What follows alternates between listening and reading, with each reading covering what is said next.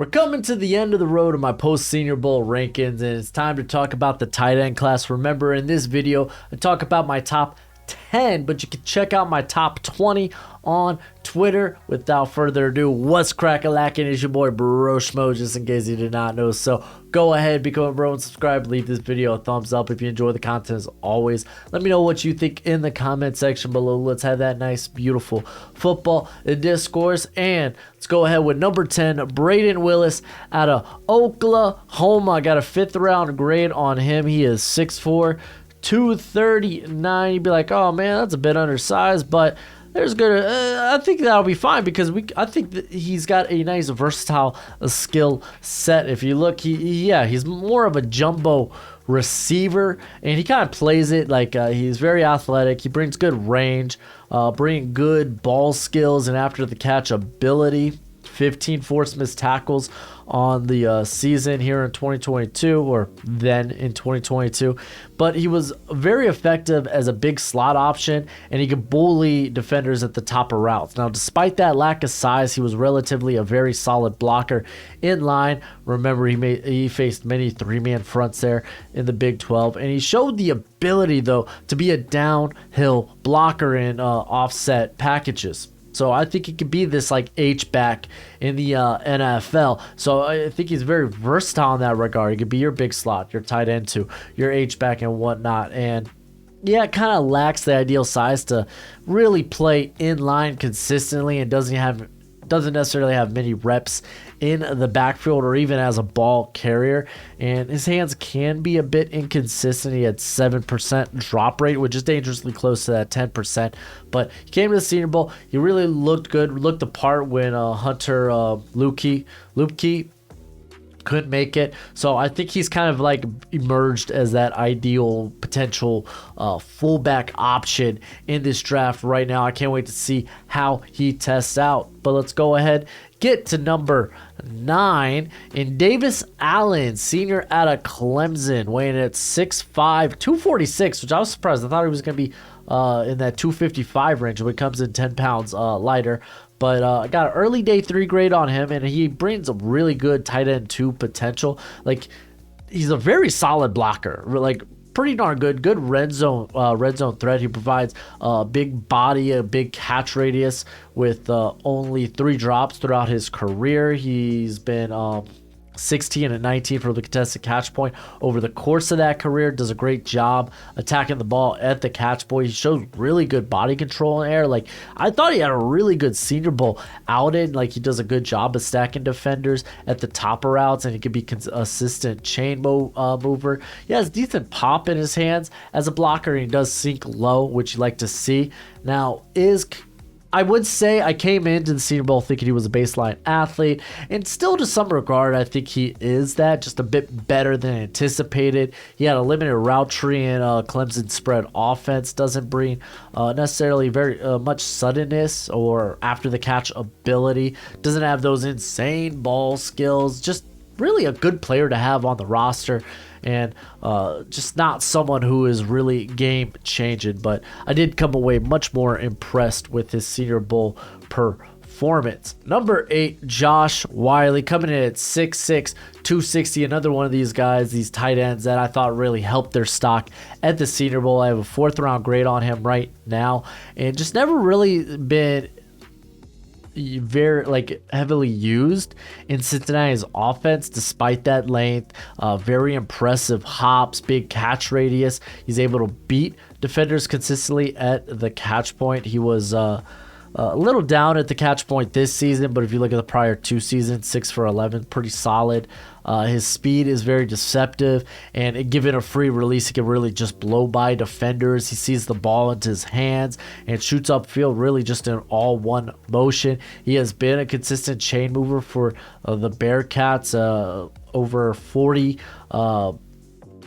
over 40 of his over 80 catches, almost 60% of them have been first downs. That's how you freaking say the sentence. Jeez Louise.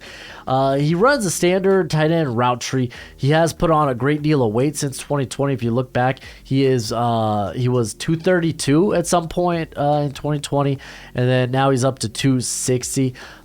Bit curious, can he be a better blocker, especially gaining the weight? Because they don't never really used him much as a blocker.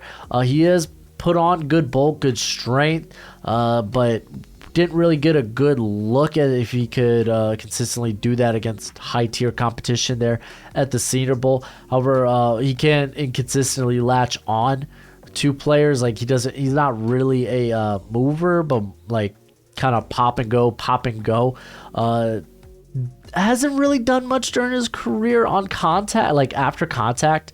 If you look on his career receptions, like again, we've already said it was about 88 career receptions, only 7 forced missed tackles. He has had focus drops through his career, though he had that number down to 3% this year. So overall, very solid prospect at the tight end position.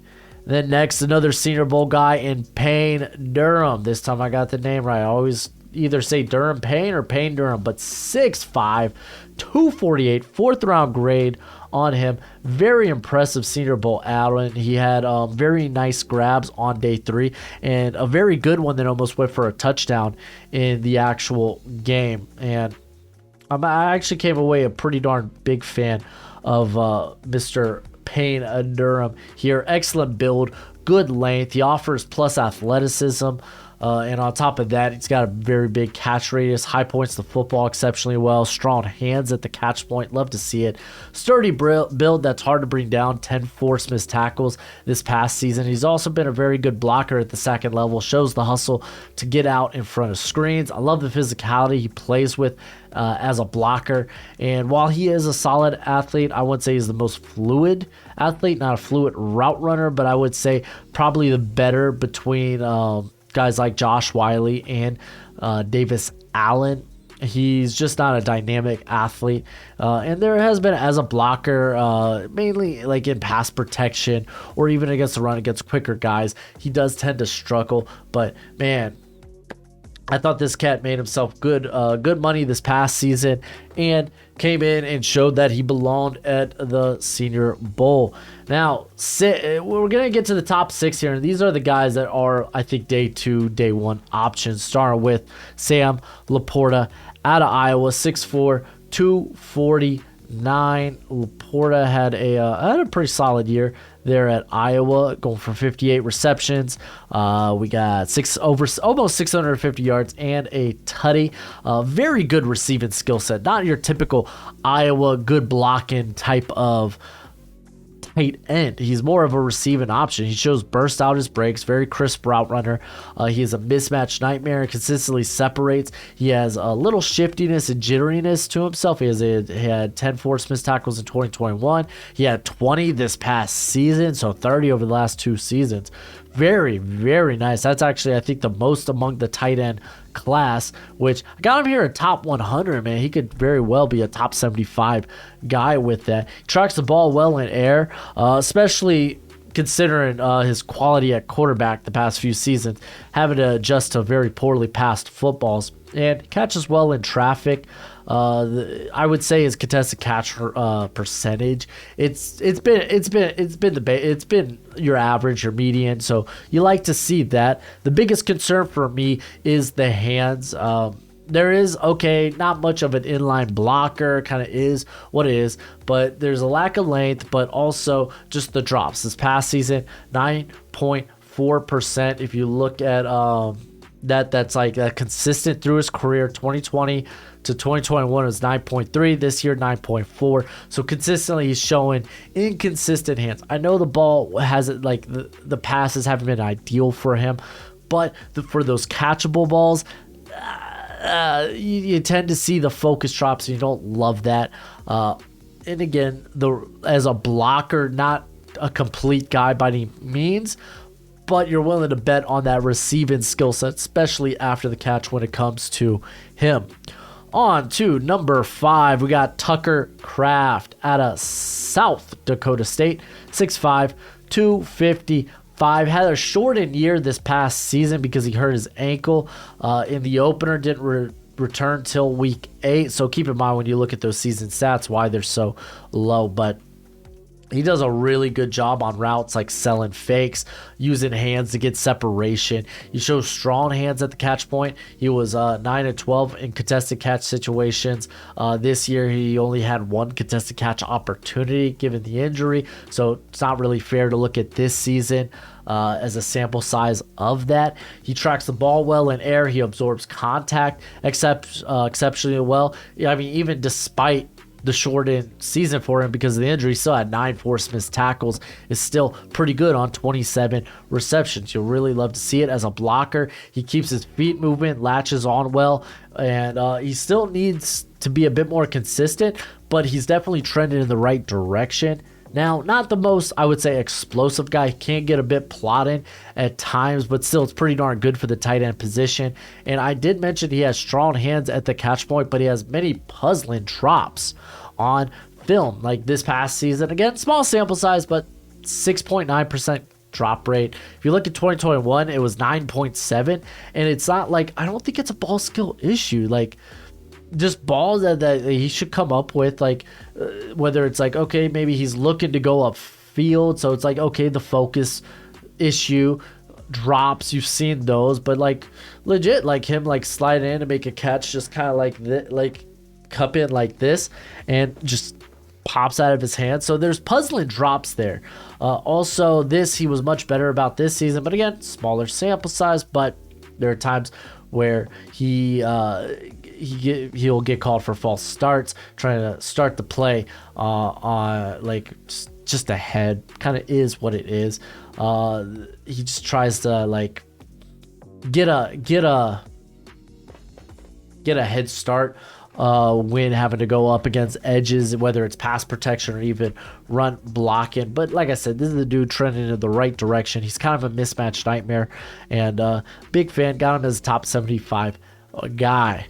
And we got next Darnell Washington out of Georgia. A lot of people love him because he's a bit of a specimen at 6'7", 265, and former 5-star recruit as well. Has been used as a blocker primarily when on the field, and he's kind of a locomotive though. When we talk about him as a ball carrier, he might not get going early, but when he does, good luck. Who really wants to wrap their hands around this guy? Like, who really wants to take on this semi truck coming down your way? And there's been like super cool plays where he's hurdled guys before, so he's a very good linear athlete. When it comes to his build, he's very sturdy, which has led to some forced missed tackles. 5 forced missed tackles this year on 28 receptions. But he's going to make his money as a blocker. He's basically like a 6th offensive lineman on the field. Really is. He's very relentless with his hands.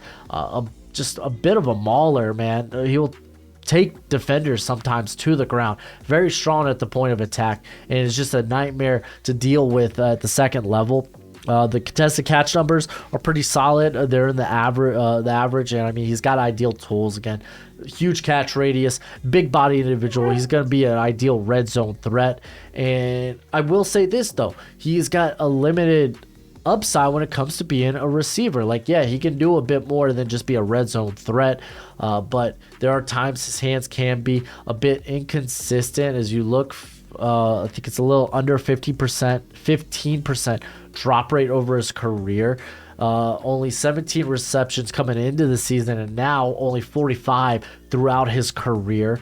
This dude's straight line speed, like laterally, he's just not dynamic as an athlete. He's not going to do much for you laterally, and like he just kind of lacks the wherewithal to actually sit on routes and tends to lose on the sideline or the back end of the end zone. He needs a bit more spatial awareness of where he's at on the field. Again, a guy that just doesn't have a lot of receiving reps under his belt, though a lot of people are going to be willing to bet on the type of animal he is, and at the very least, it's like, okay, this is going to be one hell of a run blocker though. So I get why people like him. It's just I feel better about the next three guys because of what they bring to the table as receivers. Speaking of which, next here is Luke Musgrave out of Oregon State. Had a very good Senior Bowl. He was difficult for safeties to cover in the one-on-ones, which he really needed this since he had the shortened season because of the injury, the knee injury. Only played 2 games, but he's a very smooth mover, both as a receiver and even as a blocker. He does a great job of getting off the line, whether it's in line or in the slot. He has a good build, a long build, glides across the field with long strides. He's very quick out of his breaks, and he uses his length very well to get a little extra separation at the top of routes. He's been a very consistent chain mover for the Beavers. He's been a playmaker on special teams too, so that's a big plus. And he had a very nice block versus Utah in this special team. I'm not talking about block. I mean, he blocked a punt, which actually led to a touchdown. This was back in 2021. Now, would like ideally add a bit more bulk to the frame. At 255, he still looks a bit thin, and there are times he does struggle to seal off the edge and usually needs to be in motion to really lay a solid block. He has struggled with drops though during his career, 12% drop rate in 2021.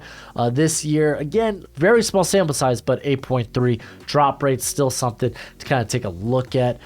Needs to be stronger at the catch point, does tend to go down after contact as not very many force missed tackles.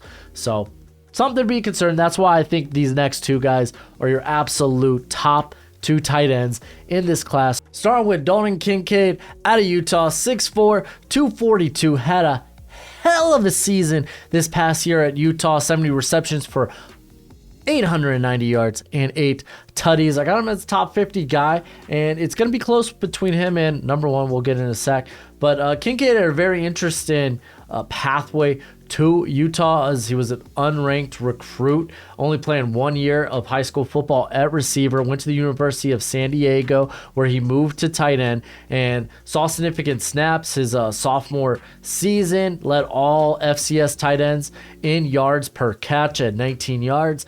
He finished the season with 44 receptions, 835 yards, 8 touchdowns. Went on to Utah, didn't do much 2020, but then enjoyed because Rona year, but enjoyed a breakout campaign in 2021 and then just build upon it in his 2022 season. This dude is probably, I think, the most dangerous receiving option in this class at the tight end position. He's explosive off the line of scrimmage. He creates separation out of his breaks. He hasn't dropped a ball, until this season, but only 1 drop throughout his whole career. 2.8 drop rate this year because he had that 1 drop is what it is. But super strong hands at the contested catch. He was 7-9 in 2021 and then 65.4% contested catch rate this past season. And he's just such a natural mover as a receiver. He can shift gears during the route, and you know what? He does a lot of good things, a lot of things well as a blocker. Like, he can sink his hips, deliver strong blows. By no means is he an elite blocker. By no means is he a great blocker, but it's something that's trending in the right direction. But dude's the best receiving threat. Could add muscle to your frame, add some bulk, and I think then we'll see a bit more of him as a blocker, or at least get better as a blocker, because there's times at the beginning of his rep he could do better. He could also be a better finisher. He needs to do a better job latching on and kind of dictating momentum where the pressure is going to come from, or even with blocks dictating away from the path of the ball carrier. As he gets stronger, it'll become easier. He also ran the basic tight end route tree at Utah, drags, hitches, crossers, and such, but he has the ability to do so much more, and I think he can. Not much yards after contact in 2021, which was it was 4.3, which was 77th, but he had 12 forced missed tackles this year. That's a big plus. I'm a big fan of Dalton Kincaid. I think there's going to be a good chance at him and Michael Mayer, who he's number 1, could duke it out. I'm not saying right now that there might be a case for a swap at tight end 1, because I don't think that is, but let's see how these guys test out, because Michael Mayer, he is my number 1. There's going to be a little bit okay, can Michael Mayer test above average for the position as an athlete? And I think he can. I have him currently as a top 20 prospect. Again, he's kind of in that 20, 22 range on my big board. 6'5", 265. Had a very good year there for Notre Dame. 67 receptions, 108 yards, and 9 tutties. Not the most explosive guy, but he's got quick feet, uses his hands exceptionally well during the route. He can stack defenders on any given route. He uses arms to get good separation. He has a good catch radius. He's been one of the most sure handed guys the last couple of seasons. He's very good at the contested catch point. Coming in 2021, he was 13 of 23 at contested catches. This year, 65.4% at contested catches. Very good. Does a good job of switching gears during the route if he needs to. Consistent chain mover. Like going back to 2021, over 70% of his catches were first downs or touchdowns. This year, that number I think was just under 70%. So a guy that's a consistent chain mover and a good red zone threat. Very solid blocker. He has very good full body strength. And again, it's just like he's not going to test elite. The question is, can he be above average for the position as an athlete?